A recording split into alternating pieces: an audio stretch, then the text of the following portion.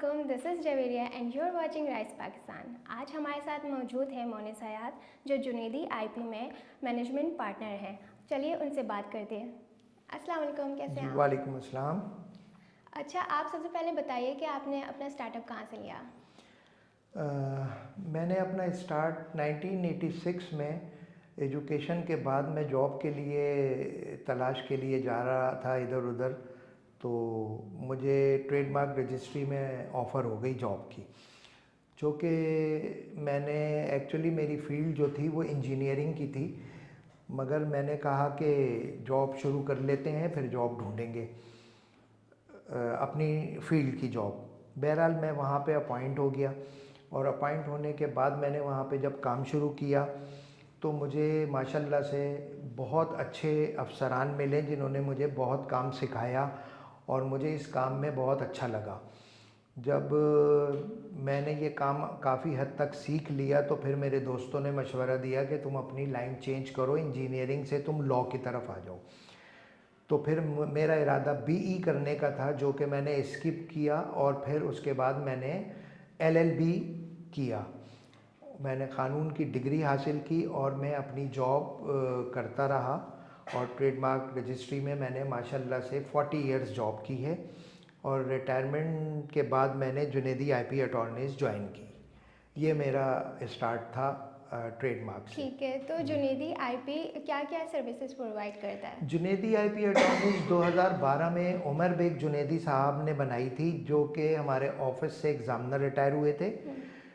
तो मेरे पास बहुत सारी ऑफ़र्स थी, मगर मैंने बेहतर ये समझा कि मैं जुनेदी आईपी अटॉर्नीज़ ही ज्वाइन कर लूँ और मैं एज़ ए पार्टनर वहाँ काम कर रहा हूँ। हमारी फ़र्म जो है वो ट्रेडमार्क, कॉपीराइट, पेटेंट में डील करती है और हम लोग इंटरनेशनल ट्रेडमार्क भी फ़ाइल करते हैं। कैरियर है वो कैसे स्टार्ट किया? प्रोफेशन कैसे स्टार्ट किया देखें, इसमें आपने? ये जब मैंने जॉब, मेरी ट्रेडमार्क रजिस्ट्री में जॉब लगी, तो मैंने जब ये फ़ील्ड चूज़ की तो मैंने जी। इसकी एजुकेशन भी हासिल की, मैंने एलएलबी किया और मैंने फिर ये प्रोफेशन जो है वो स्टार्ट किया। मैं ठीक इस है। फील्ड में आ गया। अच्छा, अब जैसे आपका एक्सपीरियंस काफ़ी ज़्यादा है इसमें, तो आप ये बताइए कि प्राइवेट सेक्टर और गवर्नमेंट सेक्टर जो है उसमें क्या डिफरेंस है? देखिए, प्राइवेट सेक्टर जो है और गवर्नमेंट सेक्टर जो है, गवर्नमेंट सेक्टर में जो है काम को थोड़ा सा सुस्त होता है मगर मजबूत होता है और उसका उसमें बहुत ख्याल रखना पड़ता है हर चीज़ का। गवर्नमेंट सेक्टर में आपको एक एक चीज़ जो है ना वो बेहतरीन तरीके से करके अफसरान को प्रेजेंट करनी पड़ती है, तो आपको सीखने का बहुत ज़्यादा मौका मिलता है। वही काम जब अपनी रिटायरमेंट के बाद आप अपनी प्राइवेट फर्म में आके करते हैं तो आपको बहुत आसानी हो जाती है। आपको पहले से पता होता है कि मैं ये केस फाइल कर रहा हूँ तो मुझे किन किन मुश्किलात से गुज़रना पड़ेगा और आप अपने क्लाइंट को पहले ही बता सकते हैं कि ड्यू टू आवर एक्सपीरियंस, के आप अपने एक्सपीरियंस से बता सकते हैं उन्हें कि आप इस तरह से करेंगे तो आपको ये प्रॉब्लम होगी, आप इस तरह से करेंगे तो आपको आसानी होगी और आपके केस आसानी से एक्सेप्ट हो जाएंगे और रजिस्टर्ड हो जाएंगे। तो ये फ़र्क होता है गवर्नमेंट की जॉब में और प्राइवेट जॉब में। गवर्नमेंट की जॉब करने से एक्सपीरियंस बहुत हासिल हो जाता है अच्छा, इंसान को। ठीक है, तो इसका ट्रेडमार्क की कितनी इम्पोर्टेंस है? देखिए, ट्रेडमार्क जो है वो इसलिए इम्पॉर्टेंट है कि आप कोई भी ब्रांड मार्केट में लेकर आ रहे हैं और अगर आपने वो रजिस्टर्ड नहीं कराया है तो फौरी तौर पे उसकी नकल होगी। और ये जो है ना प्रॉपर्टी होती है, ट्रेडमार्क जो है ना जस्ट लाइक प्रॉपर्टी है। तो आप अपनी जायदाद को बचाने के लिए आपको सारे काम करने पड़ते हैं। तो आपको ट्रेडमार्क कराना पड़ेगा, आपको कॉपीराइट आप कराएं ताकि आप बड़े नुकसान से बच सकें, किसी बड़े नुकसान से आप बच सकें।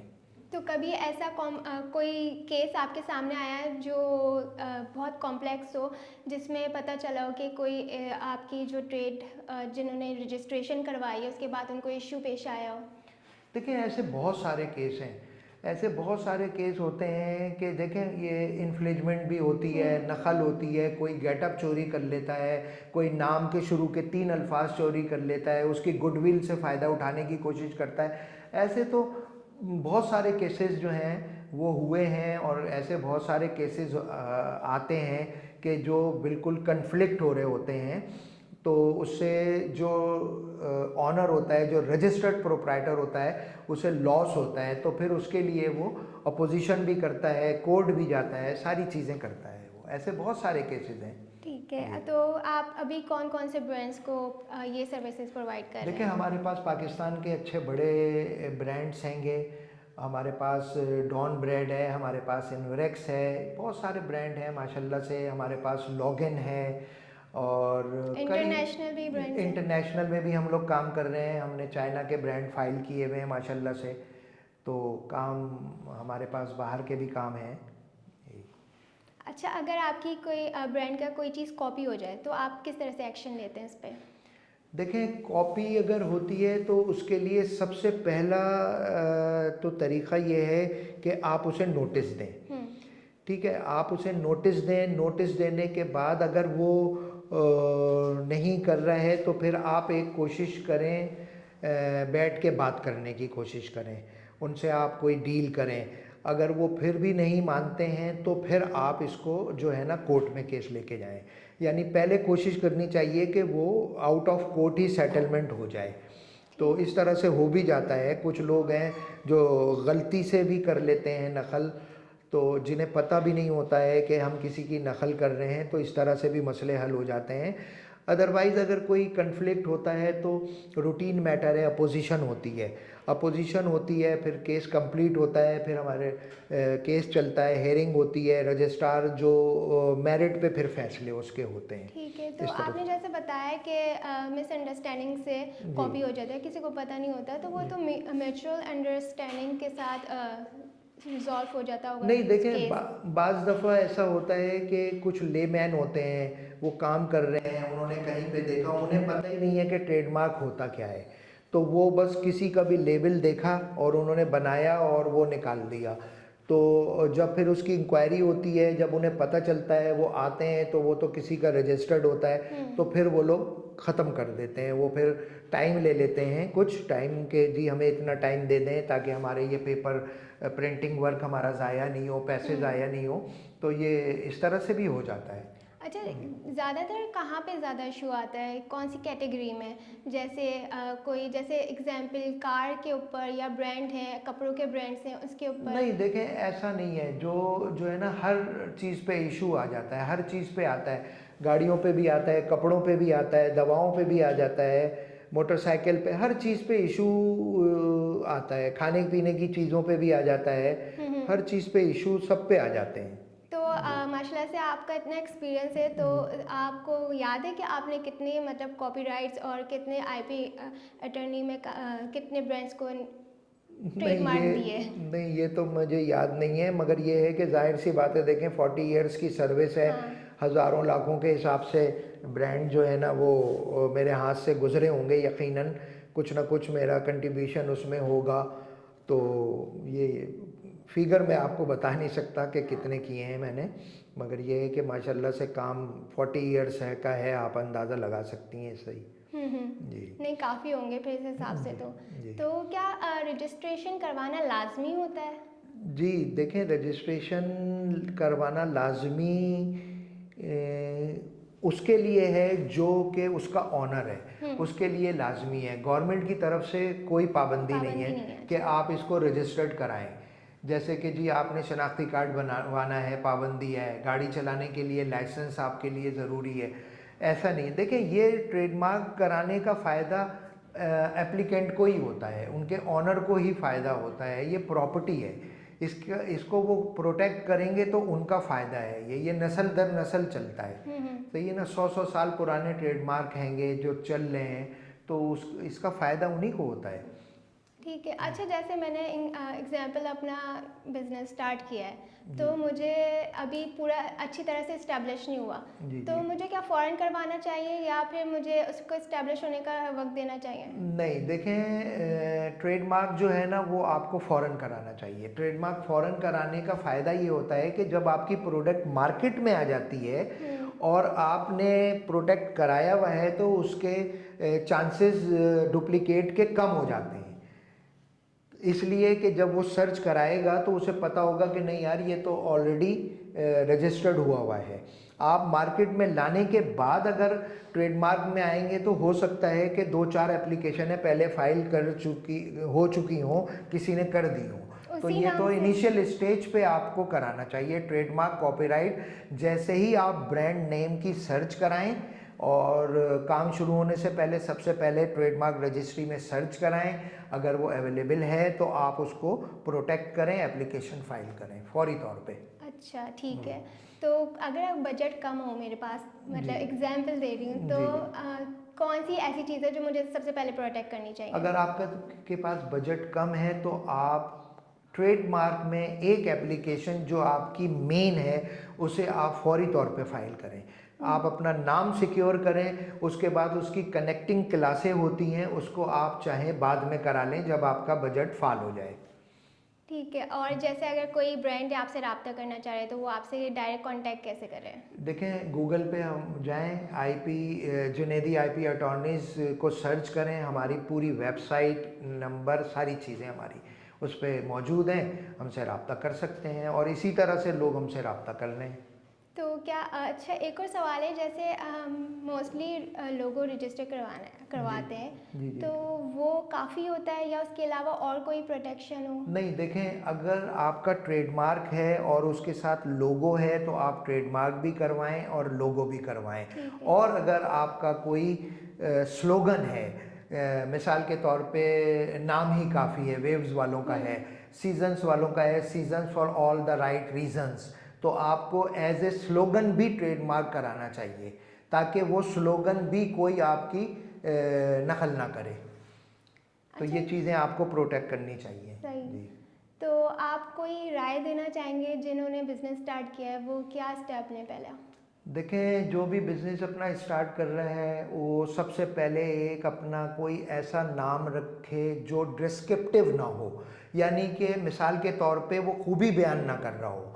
यानी कि जैसे कि आप शहद के लिए कोई नाम रखें तो उसमें ये खूबी बहुत अच्छा है।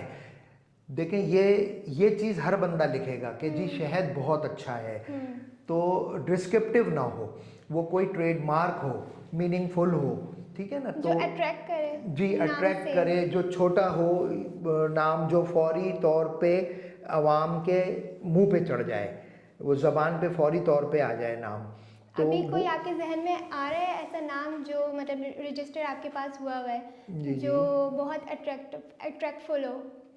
देखिए बहुत सारे नाम हैं जो है वो अट्रैक्टिव हैं, अट्रैक्ट करते हैं, बड़े अच्छे लगते हैं छोटे से।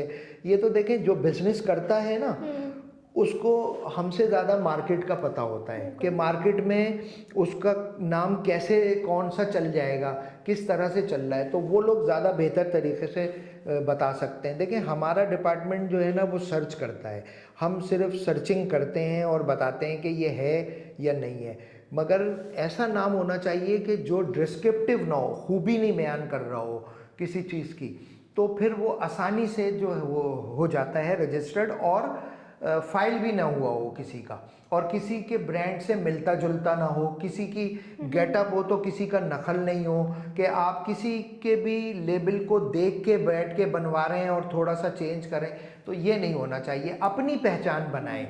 मार्केटिंग में थोड़ा सा टाइम लगेगा, बिजनेस ग्रो करने में टाइम लगेगा, मगर ये फॉर एवर होगा, लॉन्ग लाइफ होगा ये, कि अपना ब्रांड ही बनाएं, किसी की नकल ना करें। उससे क्या होगा कि आप बहुत सारे फालतू अखराजात से बच जाते हैं, अपोजिशन आने के चांसेस कम हो जाते हैं अगर आप किसी का लेबल देख के नहीं बना रहे हैं तो इस तरह से जो है ना मैं मशवरा दूंगा कि नया बिजनेस करने वाले नई नई चीज़ें लेकर आएँ। क्योंकि नए ब्रांड का नाम ही से वो जी चलता हाँ है, जी हाँ, स्टार्ट होता है। ब्रांड देखिए, क्योंकि ब्रांड ऑनर का नाम तो आता नहीं है, ब्रांड ही होता है जो नाम से ब्रांड से चलता है। ही सारी चीज़ें चलती हैं। आजकल आप देख लें, ब्रांड इंसान को कहीं से कहीं पहुंचा देता है, ठीक है ना। तो ब्रांड लेकर आएँ, यूनिक सा हो, छोटा हो, और सर्च करें, डिपार्टमेंट में सर्च करवाएं।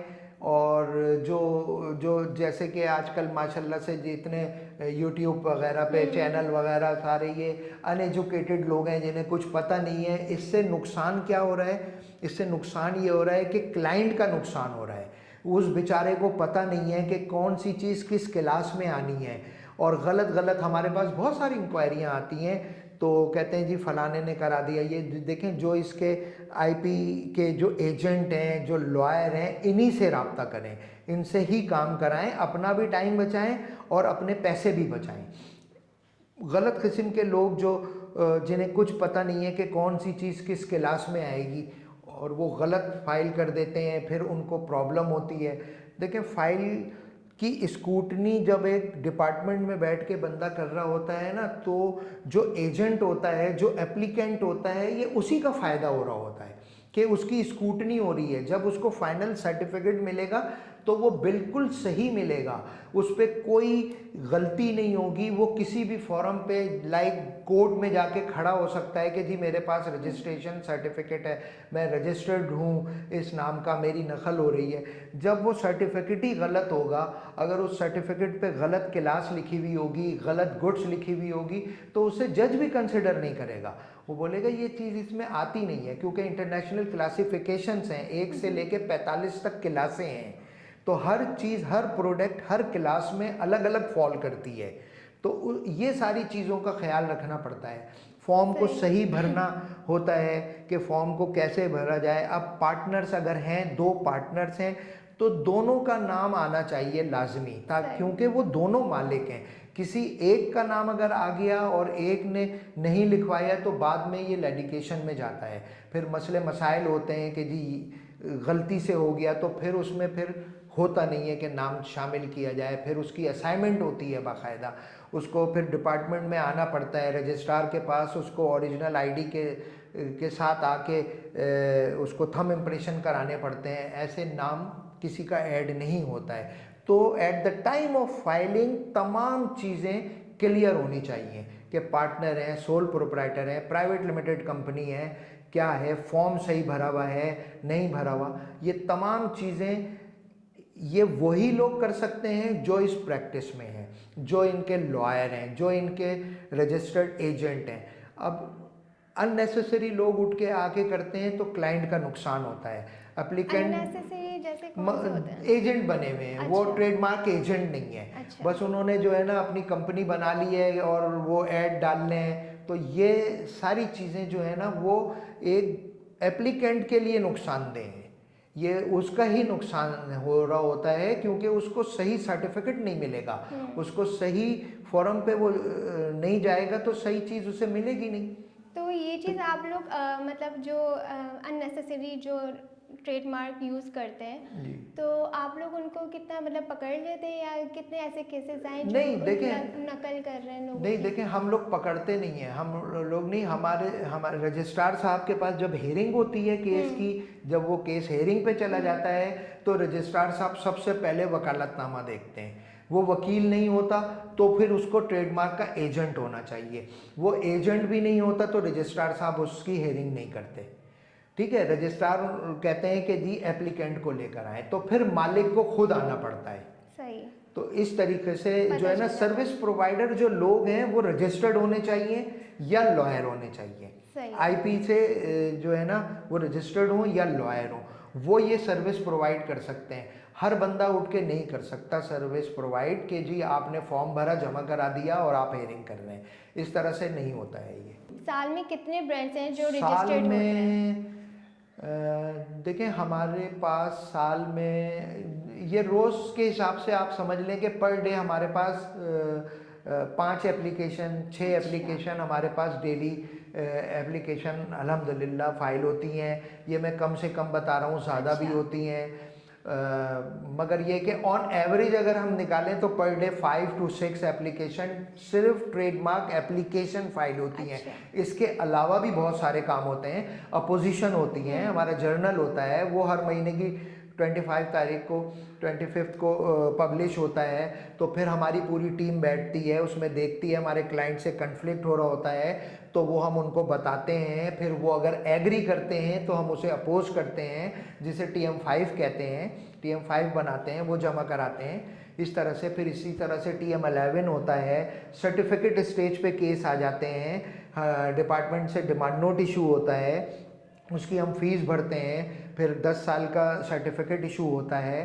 तो इस तरह से काम तो चलता रहता है। सिर्फ एप्लीकेशन फाइल नहीं होती है, बहुत सारी चीज़ें होती रहती है। कभी किसी केस में किसी क्लाइंट का एड्रेस चेंज हो रहा है तो उसका फॉर्म जाता है, TM16 भरा जाता है, उसकी फ़ीस होती है 600 रुपीज़, वो फाइल होता है, फिर वो पुटअप होता है, फिर एड्रेस चेंज होता है। तो ये काम चलता रहता है। रिन्यूअल होते हैं, जिस ब्रांड को 10 साल हो चुके होते हैं उसका रिन्यूअल होता है। अच्छा। उसका TM12 फॉर्म भरा जाता है, उसकी 15,000 फीस होती है, पे ऑर्डर बनता है। तो वो ये चीज़ें चलती रहती हैं, माशाल्लाह से चलती रहती हैं ये। रजिस्ट्रेशन फीस जो 15,000 है वो नहीं, स्टार्टिंग है या बाद रजिस्ट्रेशन में? फीस नहीं है। देखें, रजिस्ट्रेशन फीस जो है फर्स्ट टाइम वो 3,000 है। 3,000। ठीक है, उसके बाद जब आपका केस मैच्योर होके अपोजिशन से क्लियर होता है तो डिपार्टमेंट आपको डिमांड नोट इशू करता है। वो डिमांड नोट इशू होता है 9,000 रुपीज़ का। आप 9,000 रुपीज़ पे करते हैं तो आपको 10 ईयर का सर्टिफिकेट मिलता है। वो सर्टिफिकेट आपको 10 साल के लिए मिल जाता है। जब 10 साल पूरे हो जाते हैं तो फिर आपको 6 मंथ पहले डिपार्टमेंट एक नोटिस भेजता है कि जी आपका केस ख़त्म हो रहा है, आप इसको रिन्यूअल कराएं। उस रिन्यूअल की फ़ीस 15,000 है।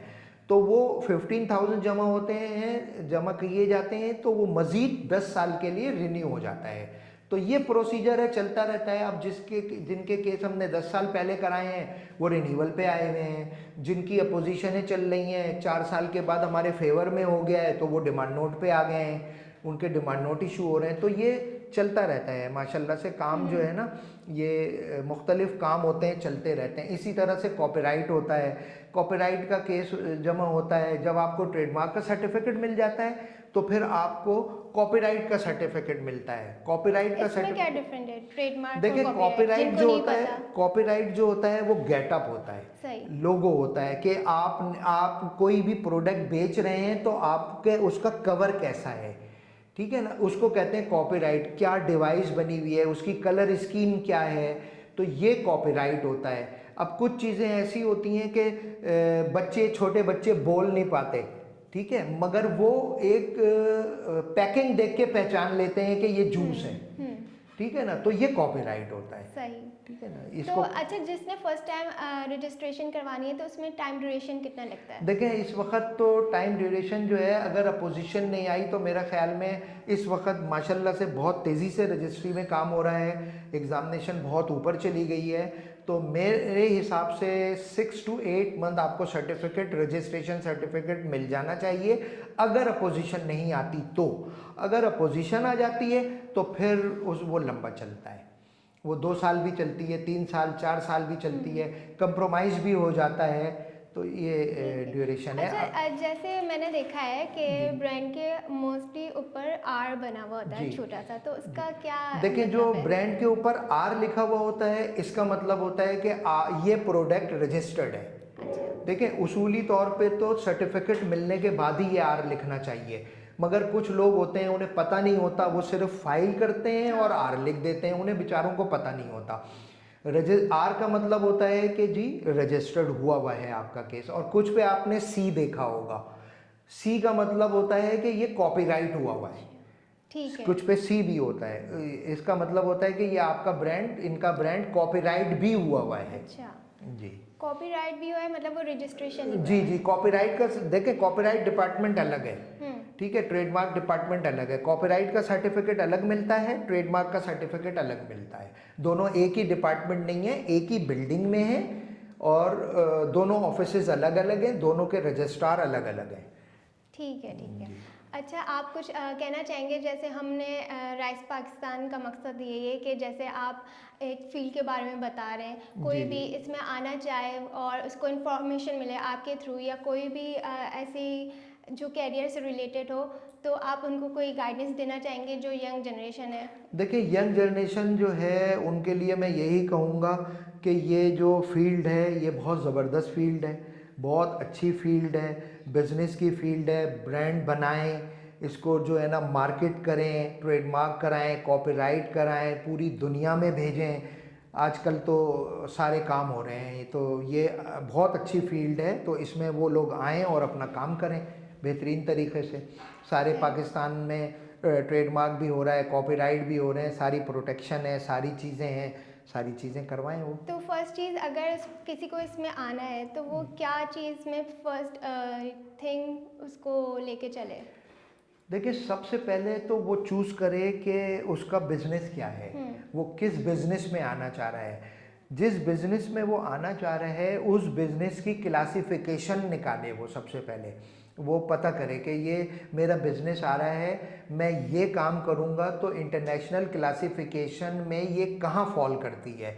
फिर उस क्लास में रजिस्ट्री में उसकी सर्च करवाए कि जी इस क्लास में मुझे इस ब्रांड की सर्च करके दें। फिर डिपार्टमेंट आपको उसकी सर्च करके देगा। वो सर्च रिपोर्ट को देखते हुए फिर वो फैसला करे, किसी एक्सपर्ट से ओपिनियन ले ले कि जी देखें ये सर्च रिपोर्ट आई है तो मैं ये कर सकता हूँ या नहीं। तो फिर वो एक्सपर्ट जो रिपोर्ट उसको बताए, जो मशवरा दे, उस हिसाब से वो अपना केस बनाए, केस जमा कराए और वो रजिस्ट्रेशन ले सबसे पहले। फिर उसके बाद वो ट्रेडमार्क करने के बाद वो फिर अपना ऑफिस देखे कि मुझे ऑफिस कहाँ लेना है। फिर ऑफिस ले, फिर वो ऑफिस फंक्शन करे, बनाए, सारी चीज़ें करें। सबसे पहले वो ट्रेडमार्क को बॉन्ड करे। सही है। जी और जिनको ट्रेडमार्क के कंपनी मतलब आपकी कंपनी में आना चाह रहे हो वो कैसे आपसे कांटेक्ट करें? वो हमारी गूगल पे जाएं। ठीक है, लिंक्डइन से नहीं कर सकते? जी हाँ, गूगल पे लिंक्डइन में जाएं। है आपकी प्रोफाइल? जी, लिंक्डइन में है आपकी प्रोफाइल? मेरा ख्याल में हैगी, बिल्कुल हैगी। जी जी, तो वहाँ से आपसे कांटेक्ट जी हाँ, करें। बिल्कुल जी। Thank you so much. Thank you जी, बहुत आपने शुक्रिया। बहुत इन्फॉर्मेटिव बातें बताई हैं। उम्मीद है सुनने वालों को काफ़ी कुछ जानने को मिला होगा। और हम यहीं पे एंड करते हैं फिर अपना शो और फिर मिलते हैं नेक्स्ट एपिसोड में। थैंक यू सो मच आप लोग का देखने के लिए। अगर आप लोग अपनी कंपनी को रजिस्ट्रेशन करवाना चाहिए तो डिस्क्रिप्शन में आपको नंबर मिल जाएगा और हमारे चैनल को सब्सक्राइब कीजिए। मिलते हैं नेक्स्ट एपिसोड में। अपना बहुत सारा ख्याल रखिएगा। अल्लाह हाफ़िज़।